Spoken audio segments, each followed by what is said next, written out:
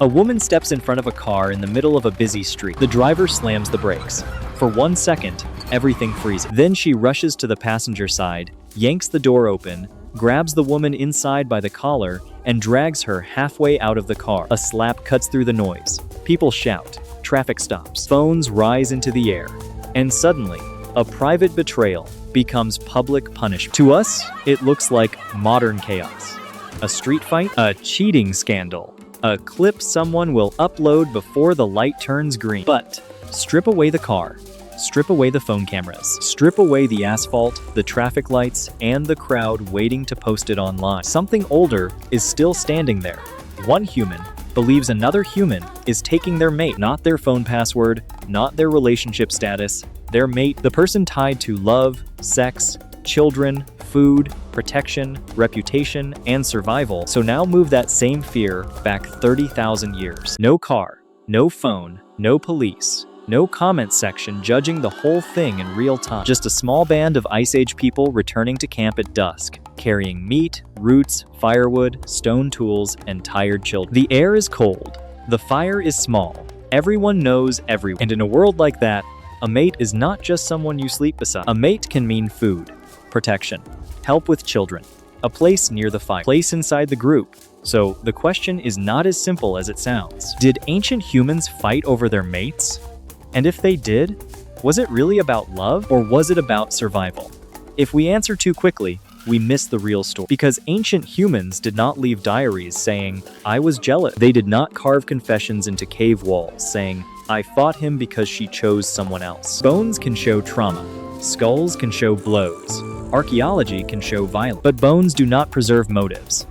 A broken skull does not tell us whether the blow came from jealousy, revenge, food, territory, fear, or a fight that had been building for weeks. So we cannot start with certainty. We have to start with pressure. And the pressure was real. The clues will not come from one perfect fossil. They come from pressure points, bones that show violence, human jealousy, and mate guard. The cost of raising children, the way food was shared, and the fragile politics of a small group where everyone knew exactly who was standing too close to whom. That is the key. We cannot read jealousy from bones, but we can read the world that made jealousy dangerous. Today, we often think of jealousy as modern drama, a hidden message, a suspicious smile, a name that keeps appearing on a phone screen, partner saying, "We are just friends," in the least believable tone ever invented. But before phones, before marriage certificates, before written law, before cities, before cars, there was still the fear of being replaced. And in a small prehistoric group, being replaced could mean more than heart. It could mean your child eats less. It could mean you lose protection. It could mean someone else now sits closer to the fire. It could mean the group looks at you differently. It could mean your rank is slipping in front of everyone. In a small band, cheating was not private. Nothing was private. That is where jealousy becomes dangerous. Not because ancient people were primitive, because they were human. And humans notice everything. Imagine a small camp near a river. The hunting party returns late. People gather around the meat. Children move closer. Older adults watch who gets what. A man cuts off one of the best pieces and hands it to a woman who is not his usual. Across the fire, another woman sees it. She does not scream at first. She watches. Once could be nothing. Twice could be a mistake. But again and again, the pattern becomes impossible to ignore. The best piece of meat, the quiet smile, the extra attention placed beside the fire. Then she stands. She walks through the circle. She snatches the meat from the other woman's hand and throws it into the dirt. The camp goes silent. Because in that moment, this is not just meat. It is attention. It is protection. It is rank. It is a public signal that someone may be replacing. In a small, ancient camp, jealousy may not begin with a scream. It may begin with a piece of food placed in the wrong hand. And that is where the modern idea of drama starts to fall apart. For a woman in the deep past, jealousy may not have meant he loves someone else. It may have meant, my child may eat less tomorrow. That sounds brutal, but it is the survival logic underneath the emotion. Human children are expensive, not in money, in time, in food, in protection, in years of carrying, feeding, watching, teaching, and defending. Basically, a prehistoric baby was not a weekend project. It was a full-time survival emergency with legs. A child cannot survive just because two people once desired each other. A child survives because enough people keep showing up. So if a woman saw her support being redirected toward another woman, the threat might not feel romantic. It might feel physical. It might feel like hunger arriving early. And if that shift happened publicly, in front of the group, the danger was even sharper. Because small groups do not have much privacy, everyone sees who shares. Everyone sees who avoids eye contact. Everyone sees who sleeps closer to whom. No screenshots. No group chat. Just everyone pretending they did not see what they definitely saw. That is when jealousy can become a performance. Not just anger. A warning. A claim. A way of saying, this place is still mine. Not just, he is mine. More like, you all know where I stand, and you all better remember it. This is the part most people get wrong. Ancient jealousy was not only about who loved whom, it was about who still mattered. Picture that same camp at night. The fire is low. The woman who threw the meat into the dirt now steps between her mate and the other woman. She shoves the rival back from the fire. Someone laughs nervous. Someone else looks away. The rival does not back, so the first woman grabs the leather cord hanging around the rival's neck and yanks it hard enough to snap. Beads scatter into the dirt. The sound is small, but everyone hears. This is no longer private jealousy. This is public humiliation. A message to the rival. A message to the mate. A message to the whole group. This may have been less like a private argument and more like a public claim of rank. And once rank is challenged, backing down becomes costly. Because if she accepts the humiliation quietly, others may read it as weakness. If she strikes, the whole camp may read it as danger. Either choice changes how people see her. And in a world where reputation is a survival tool, that matters. Now the rival steps forward. One shoulder hits another. A hand pushes back. The fire pops. Children go quiet. Then the fight breaks open. Two women crash into each other beside the fire. Hands grab hair. Fingernails drag across skin. One woman pulls the other down into the dirt. A heel kicks loose ash into the air.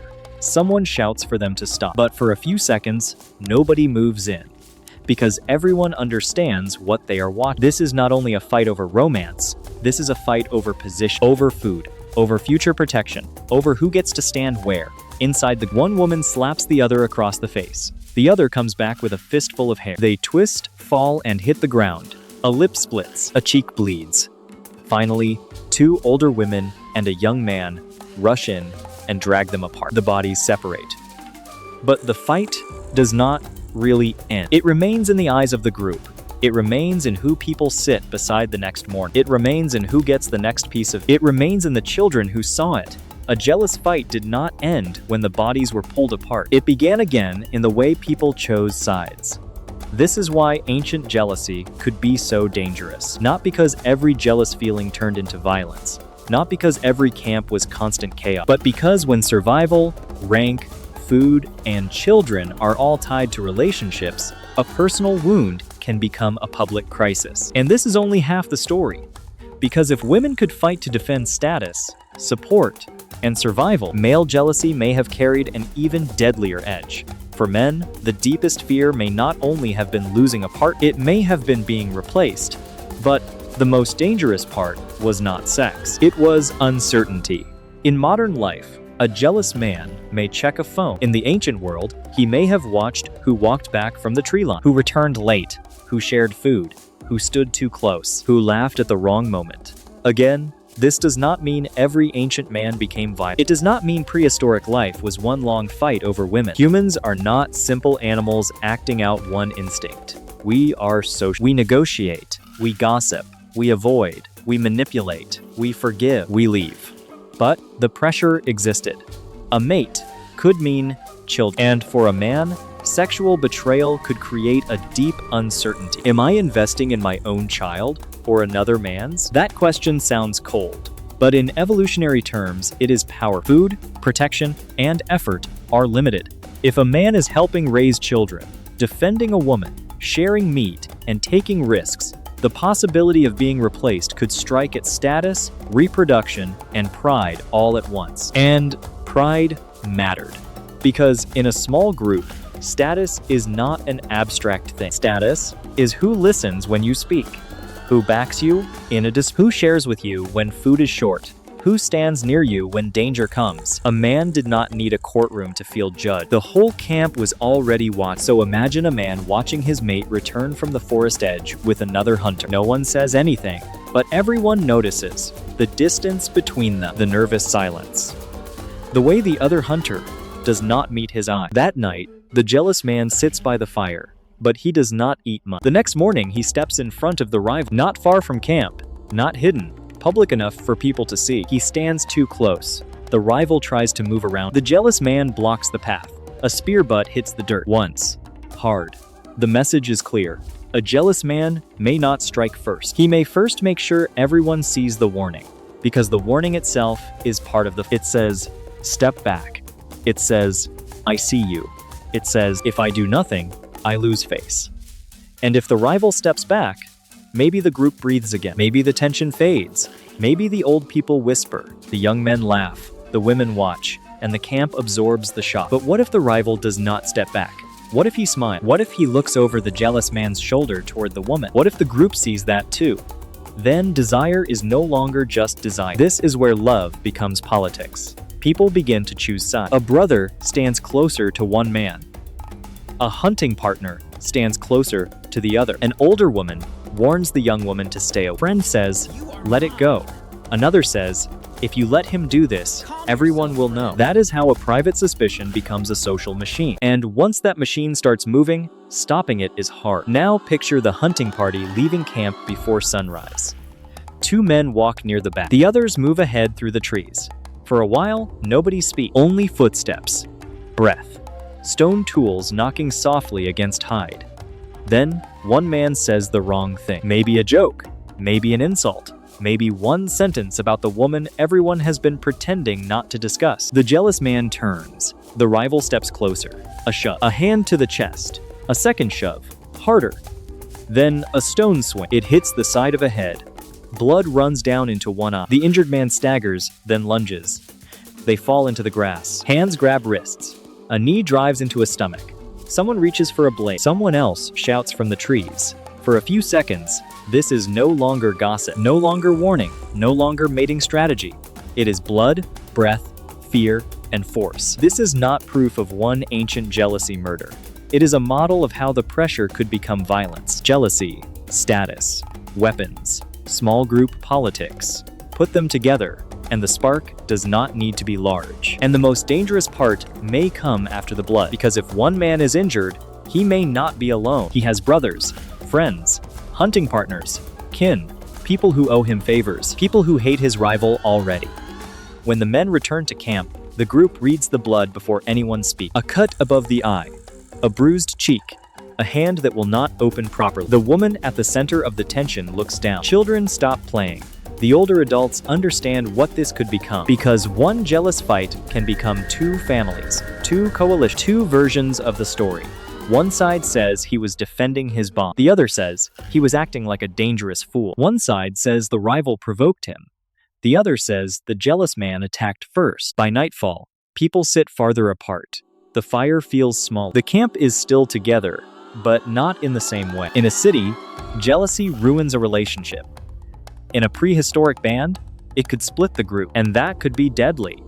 Because a small band needs cooperation more than it needs revenge. A broken arm means one less person able to carry food, make tools, climb for honey, dig roots, or defend children. A wounded hunter can slow the next migration.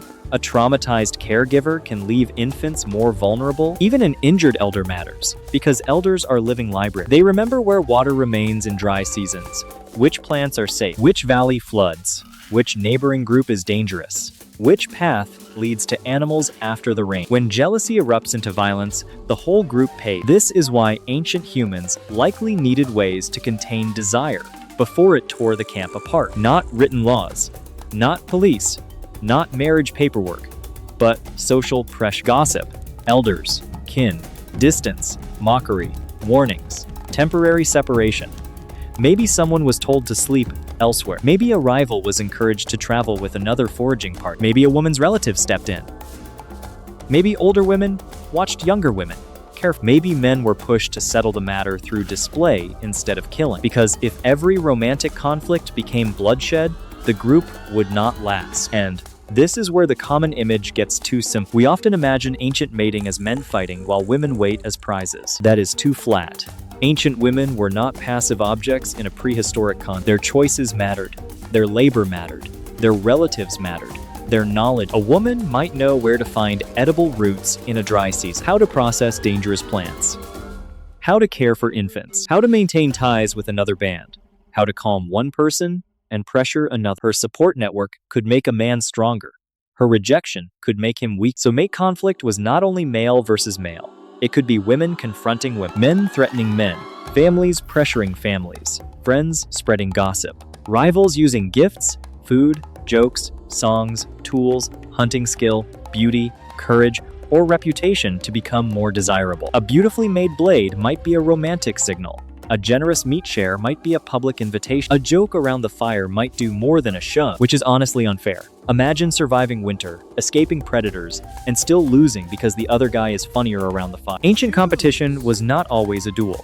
Sometimes it was social, sometimes it was quiet, sometimes it was strategic, and sometimes, when pressure became too great, it could become violent. Archaeology can help us see the violence, but only part. A skull split by a blow.